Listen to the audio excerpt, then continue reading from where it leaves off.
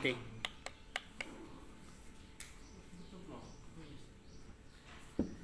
Assalamualaikum warahmatullahi wabarakatuh. A'udzubillahi minasyaitonirrajim. Bismillahirrahmanirrahim. Alhamdulillahirabbil alamin wa bihi nasta'inu ala umuri dunya waddin. Wassalatu wassalamu ala asyrafil anbiya'i wal mursalin. Sayyidina wa maulana Muhammadin wa ala alihi wa sahbihi ajma'in amma ba'du. Qala al-musannif rahimahullahu ta'ala wa adaman nafa'a bihi wa bi ulumihi fid dharain amin. Bismillahirrahmanirrahim. Wa Nabi Musa al-Asy'ari radhiyallahu an. Lan diriwayatake saking Abi Musa al-Asy'ari radhiyallahu anhu qala. Dawuh sapa Abi Musa, kana wasana sapa Kanjeng Nabi Muhammad sallallahu alaihi wasallam. Ya da'u iku ndonga sapa Kanjeng Nabi, Allahumma ighfirli khati'ati wa jahli wa israfi fi amri wa ma anta a'lamu bihi minni. Allahumma du Gusti Allah, ighfir mugi ngapura panjenengan li dateng kula khati'ati ing kesalahan kula. Padahal Kanjeng Nabi maksum, ora duwe dosa. Iku wae ndonga njaluk ngapura. Khati'ati ing kesalahan kula, wajah lilan kebuduhan kula. Bodho termasuk dosa. Wa israfi lan leluyan kula. Wa israfi lan leluyan kula fi amri. Ing dalam perkara kula napa berlebihan ning gone urusan, ning gone perkara. Wa israfi fi amri.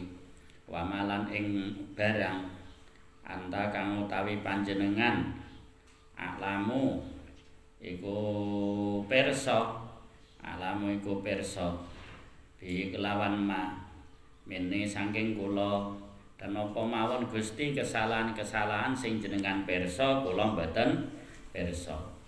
Allahumma du Gusti Allah ighfir mugi ngapura panjenengan li dhateng kula jidi ing teman-teman kula. Le dateng kula jidi ing teman-teman kula. Wa hazli lan guyon-guyon kula. Kula pamane temenanan kok salah nggih jenengan ngapura. Upamane guyon kok salah nggih jenengan ngapura. Kanjeng Nabi ku seneng guyon. Wa khata'i lan ing kesalahan kula. Wa amdi lan jarak kula. Cek kula salah, cek kula jarak jenengan ngapura. Wa kullu dzalika utawi kabeh mengkono-mengkono dosa utawa wa kullu dzalika utawi kabeh mengkono-mengkono mah iku inti ing dalem sanding kula kabeh niku nggih anjen perbuatan kula.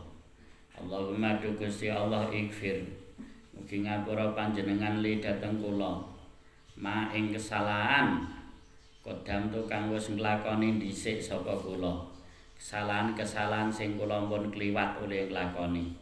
Pamalan ing kesalahan akhir tukang ngakhirake sapa kula.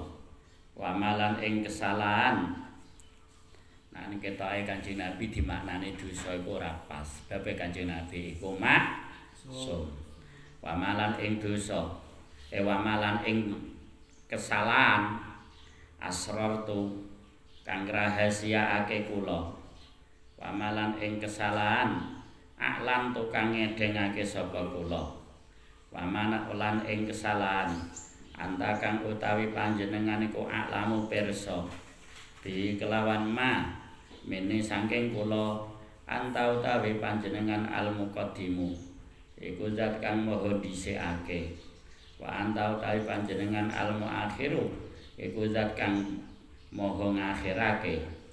Wa anta utawi panjenengan ala kulli syai'in ing atase kabeh saben suwiji-wiji qadirun iku zat kang maha kuwasa. Muttafaqun alaih. Wa Nabi Hurairah radhiyallahu anhu qala was dawuh sapa Rasulullah sallallahu alaihi wasallam.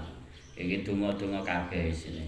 Allahumma du Gusti Allah aslih mugi bagusake panjenengan li dhateng kula dini ing agama kula Ya Allah Gusti mugi-mugi agama kula jenengan bagusake. Alladzi huwa kang utawi agama ismatu amri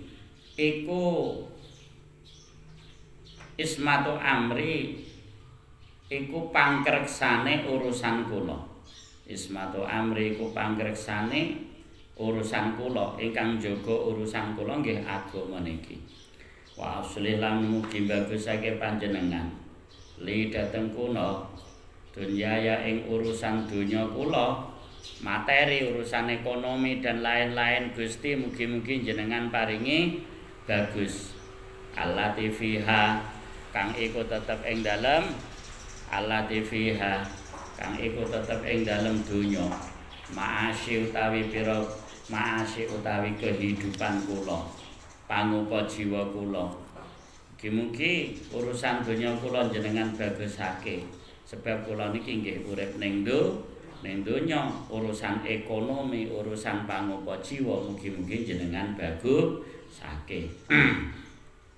Wa aslilan mugi bagusake panjenengan li dhateng kula. Akhirate ing akhirat kula allati ilaiha kang namung maring akhirat maadi utawi panggonan bali kula. Lan mugi-mugi urusan akhirat kula nggih jenengan bagusaken.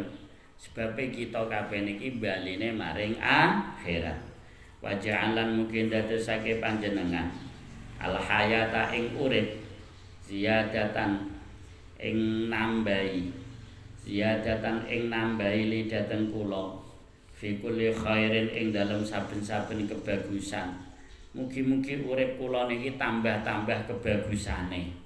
Saya dawa umure, saya tambah apike. Wa ja'alan mugi dadosake panjenengan al mauta ing mati rohatan ing istirahat ing prei rohatan ing istirahat li dhateng kula mingkuli syarrin saking kabeh perkara kang ala. Benjang nak mati mugi dados istirahat kula saking kabeh perkara sing elek. Akhraja ngetake hadis sapa Imam Muslim.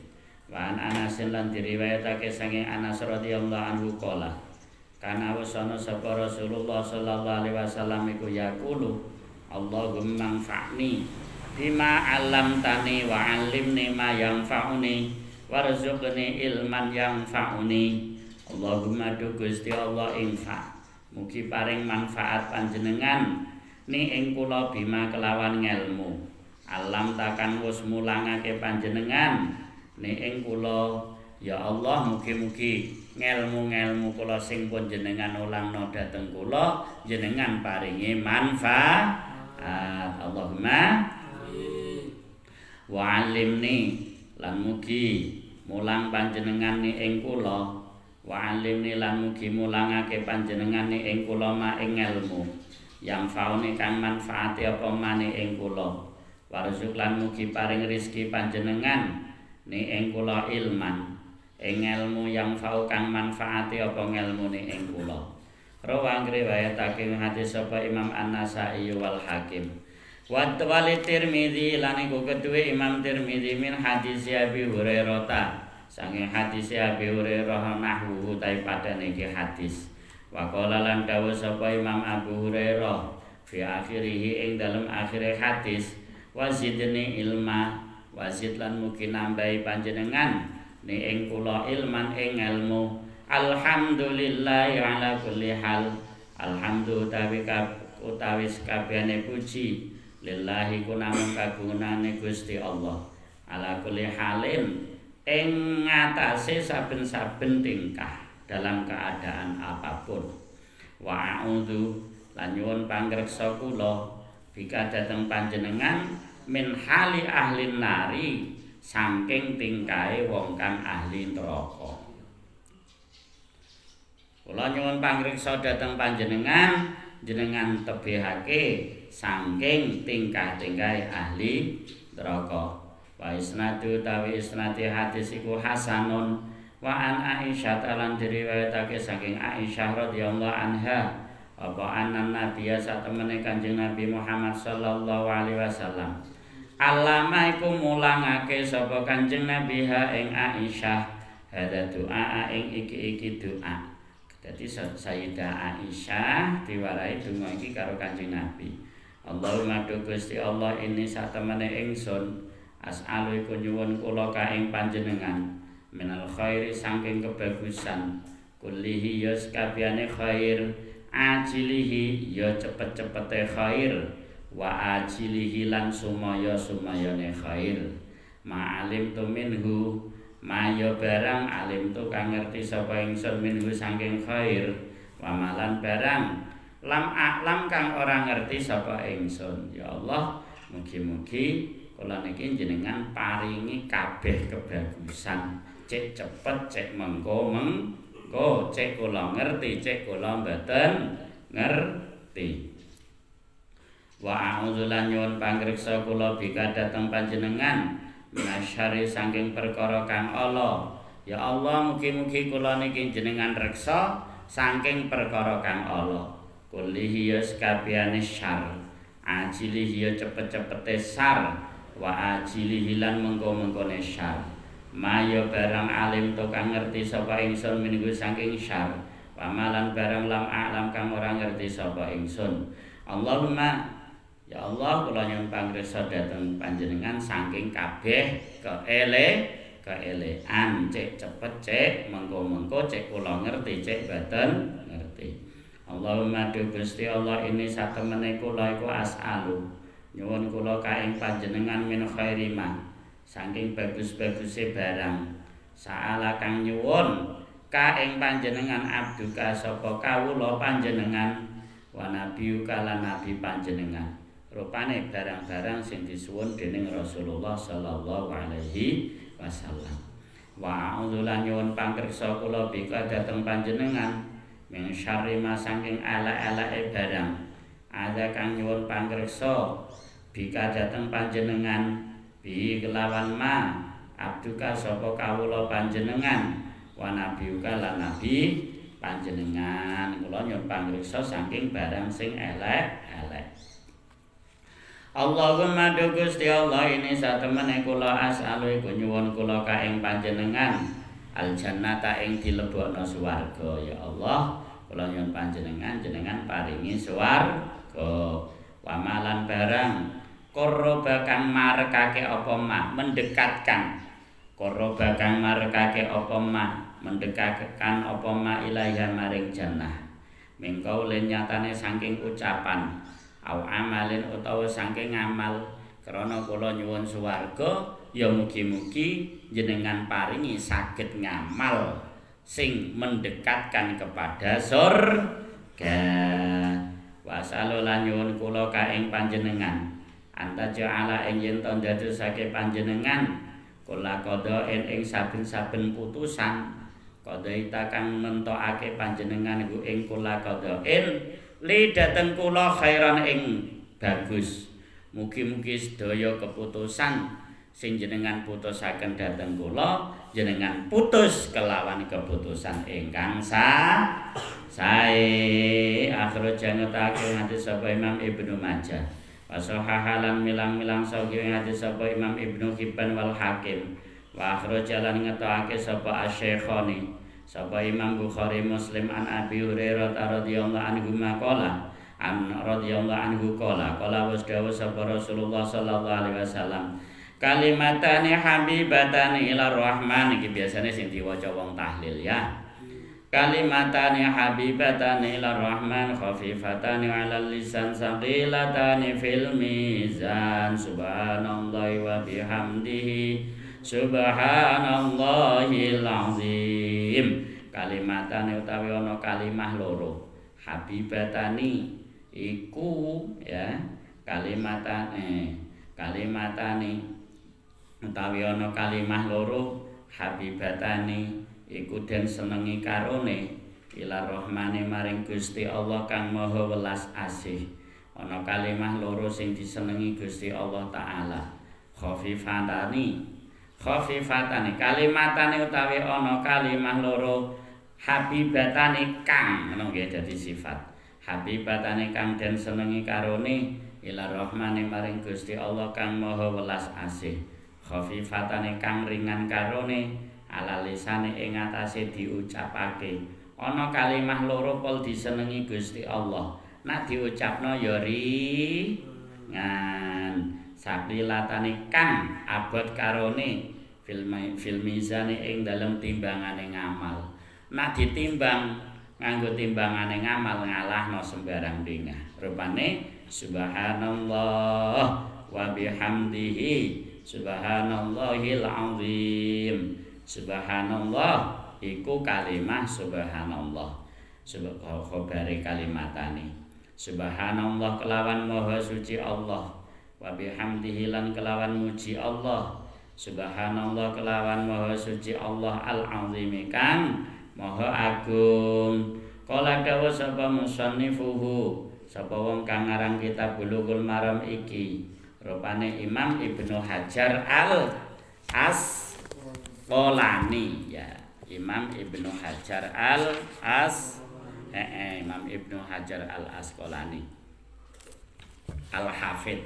Al-Hafidh iku apal apa hadis apa 70.000 hadis Al-Hafidh saiki yo jarang Al-Hafidh jadi terus akhirnya karena jarang digo istilah Al-Hafidh wong sing hafal Quran padahal wong sing hafal Quran iku Al-Hamil ngene hadise hamalatul Qur'ani hamalatu royatil islami dadi wong sing hafal Al-Qur'an iku sing membawa panji-panji agama Islam bahasane hamil mulane apa jamake hamalah ngono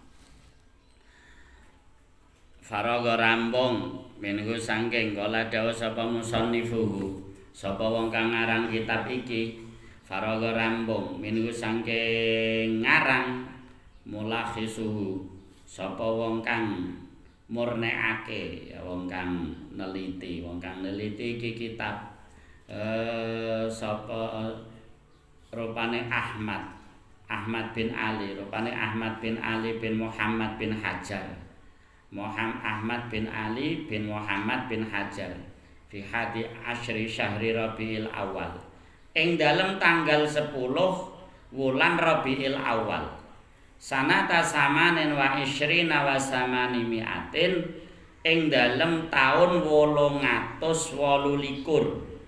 ing dalem taun 828 Uliye ngendika hamidan hale muji lillahi ta'ala maring Allah ta'ala wa musalliyan lan hale nyuwunake tambahi rahmat ta'zim wa musalliyan lan hale nyuwunake tambahi rahmat ta'zim ala rasulihi ing atase utusane Allah ta'ala wa mukarriman lan hale mulyaake wa mujaddilah wa mubajjilan lan ngagungake wa mu'azziman lan tegese ngagungake maring Allah Subhanahu wa taala. Wis khatam insyaallah besok-besok diwaca meneh saya sesuk diterusno nganggo napa kitab Bulughul Maram kitab Irsyadul Ibad. Aku ngaji Bulughul Maram iki sangka beberapa guruku akeh antara lain Abah Zen Suse Abah Zen khatam ping 7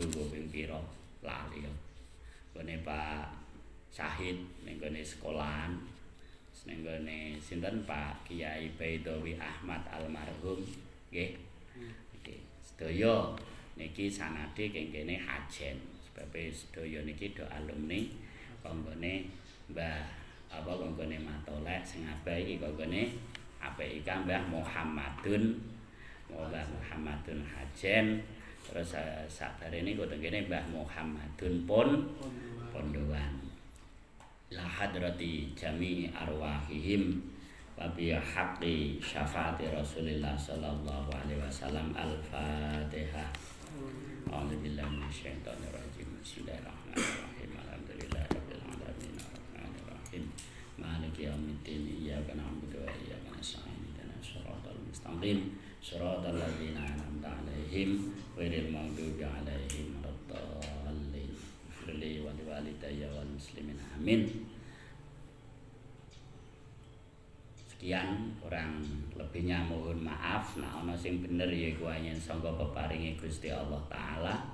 Nah ana sing salah iku wamin qasiri akli, karena saking cekake akalku. Dadi muga-muga sing bener diparingi barokah manfaat, sing salah di ngapura dening Gusti Allah. Dan Allah wa iyyakum ajmain, wallahul muwaffiq ila aqwamit thoriq. Wassalamualaikum warahmatullahi wabarakatuh. Waalaikumsalam.